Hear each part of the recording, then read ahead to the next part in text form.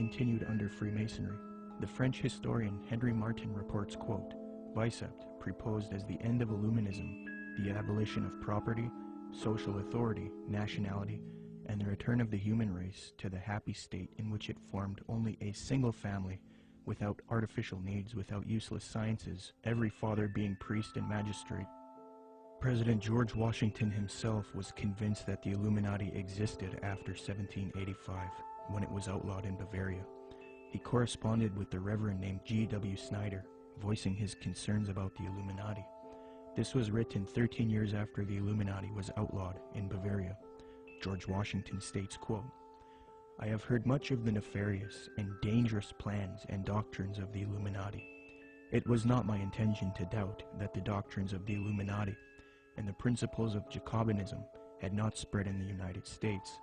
On the contrary, no one is more truly satisfied of this fact than I am. The idea that I meant to convey was that I did not believe that the lodges of Freemasons in this country had, as societies, endeavored to propagate the diabolical tenets of the first or the pernicious principles of the latter, if they are susceptible of separation, that individuals of them may have done it, or that the founder or instrument employed to found the democratic societies in the United States may have had these objects and actually had the separation of people from their government in view, is too evident to be questioned. From President Washington, we learned that he believed the Illuminati was nefarious and dangerous.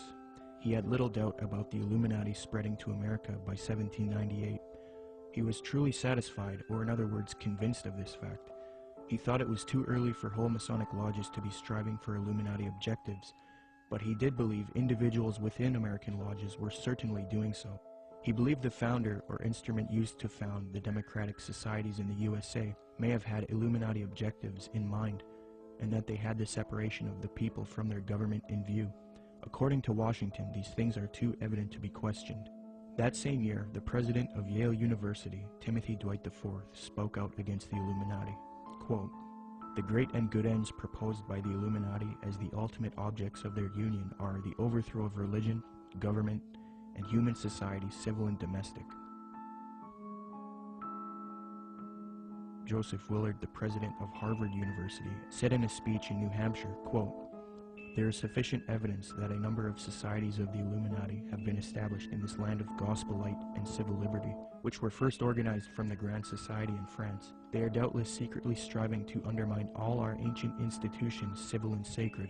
These societies are closely leagued with those of the same order in Europe. They have all the same objects in view. The enemies of all order are seeking our ruin. Should infidelity generally prevail, our independence would fall, of course. Our republican government would be annihilated. Speaking on this new Freemasonry that was infiltrated by Illuminati elitist doctrines, John Quincy Adams, the 6th President of the United States, remarked, quote, I do conscientiously and sincerely believe that the order of Freemasonry, if not the greatest, is one of the greatest moral and political evils. Because this Illuminati doctrine of globalization and societal reform was fused into Freemasonry, later prominent Masons started voicing their anticipation of a new world order, one world system.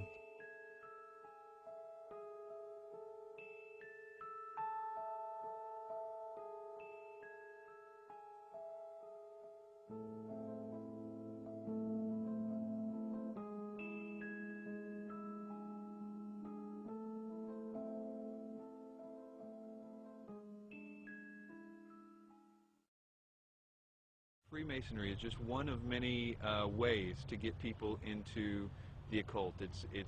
But even more than that, it's able to get them into a really sort of packaged way to produce people that can be used in a more mechanical way in the system. That is, that they can be put into places of power to turn a lot of the gears and things like that.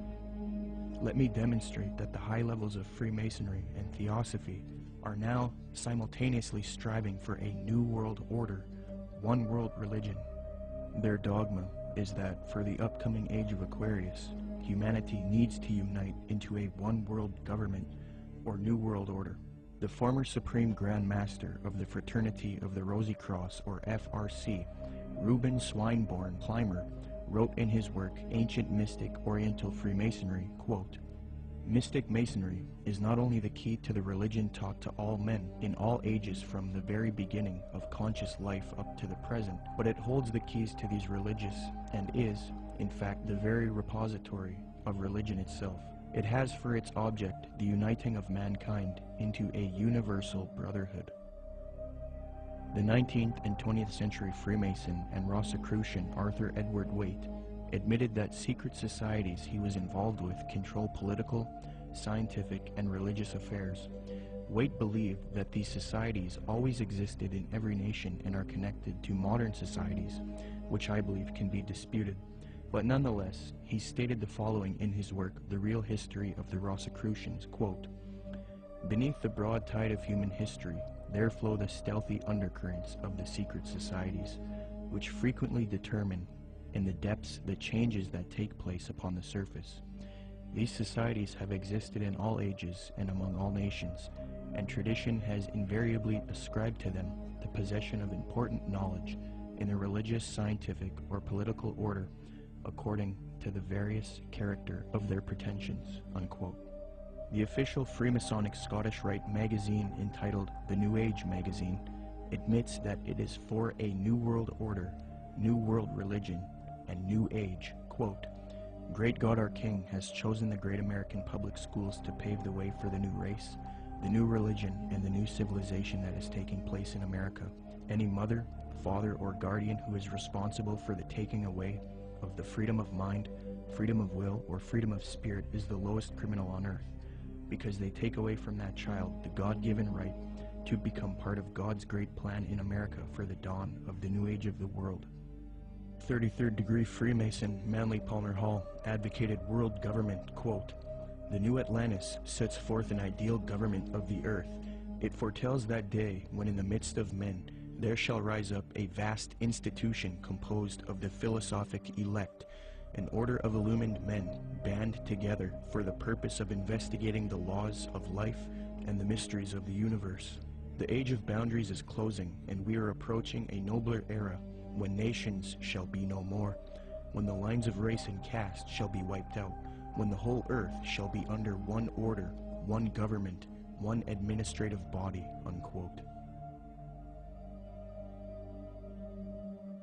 Alice Bailey, the prominent theosophist, stated, quote, "The new era is coming, the new ideals, the new civilization, the new modes of life, of education, of religious presentation, and of government are slowly precipitating, and nothing can stop them." N. Sri Ram, a prominent theosophist and New World Order advocate, stated, quote, "Let us first consider the restoration of the mysteries. It is well known among members of the co-Masonic movement that its work has been faithfully continued up to the present, and that its number of lodges has steadily increased. I imagine that at such an auspicious time, when the inner and outer worlds will have come much nearer together, some of the great leaders of the hierarchy might take part in the outer work of reconstruction and will then become the recognized leaders of the new world government," unquote.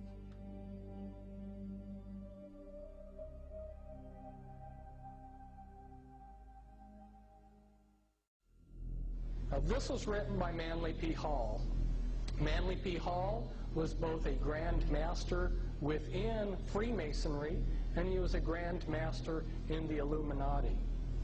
And he says, "All of sincere heart will find consolation in the conviction that powers beyond and above human corruption continue to administer the destiny of the globe. It would be a mistake to confuse the governing bodies with the various sects which pretend to authority but give no indication or proof that they can manage efficiently even their own affairs." Now, Manly P. Hall knows who he's referring to here because he's part of that secret body. And of course, he speaks positively of it. The Zeitgeist films and movement have more ties to Theosophy and Freemasonry. At just 2 minutes into the second Zeitgeist film, Zeitgeist Addendum, a lecture of a man by the name of Jiddu Krishnamurti is played. Jiddu spent much of his childhood in southern India. Jiddu's father was a member of the Theosophical Society in southern India. When Jiddu was a boy, he was discovered by the Theosophist C.W. Ledbetter.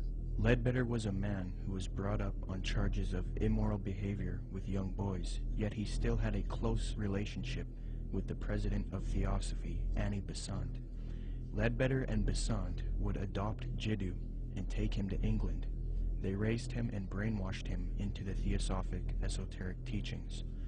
They were convinced that he was their return of the Christ and that he would lead humanity into the age of Aquarius as the world teacher for the New Age. Jiddu thought he was the Christ for many years due to being brainwashed, and he would give lectures speaking with authority on esoteric and occult matters. However, Jiddu became reluctant and after many years decided not to be the Christ of Theosophy. He was a false Christ, and he later departed from Theosophy. He did retain connection with Theosophists and devoted the later part of his life to giving lectures on New Age spirituality. He authored many books on the subject as well. The fact that Zeitgeist would include this man in their film, knowing his deep connection with Theosophy, should demonstrate to everyone the New Age esoteric nature of the Zeitgeist films and movement.